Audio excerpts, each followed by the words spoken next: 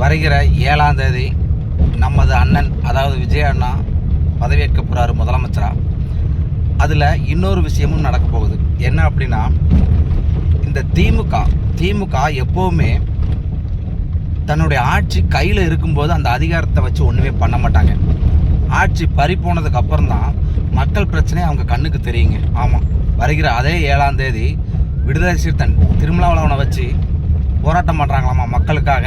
என்னன்னு, சிலிண்டர் தட்டுப்பாடு, மக்களுக்கு சிலிண்டர் கிடைக்கல வைக்கலன்னு சொல்லி மக்கள் குறைகளை நான் தெரியாமல் தான் கேட்குறேன். இந்த குறைகள் எதிர்க்கட்சியாக இருக்கும்போது உங்களுக்கு தெரியுமா? சொல்லுங்கள் மக்களே, நல்லா சிந்திங்க. நம்ம காரில் ஸ்டெப்னி, அதாவது காரு எங்கேயாவது பஞ்சர் ஆனாலோ அல்லது டயர் வெடித்தாலோ தான் அந்த ஸ்டெப்னி நமக்கு தேவைப்படும். அந்த ஸ்டெப்னி மாதிரி தான் நம்மளை யூஸ் பண்ணுறாங்க மக்களே. நல்லா தெரிஞ்சுக்குங்க.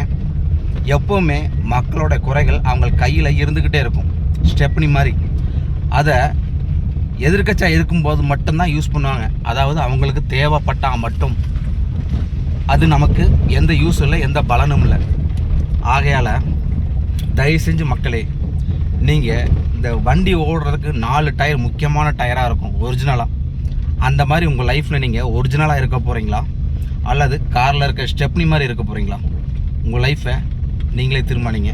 ஆல்ரெடி தமிழ்நாடு 3/4 அண்ணன் பின்னாடி வந்தாச்சு. இன்னொரு 50% இருக்குது. தயவு செஞ்சு நீங்களும் நல்ல வழியே போங்க. எங்கள் அண்ணன் பின்னாடி வாங்க நான் சொல்ல வரல. யார் நல்லவரோ அவர் பின்னாடி செல்லுங்கள். அதுதான் நல்லதும் கூட உங்கள் இளம் தலைமுறைக்கு.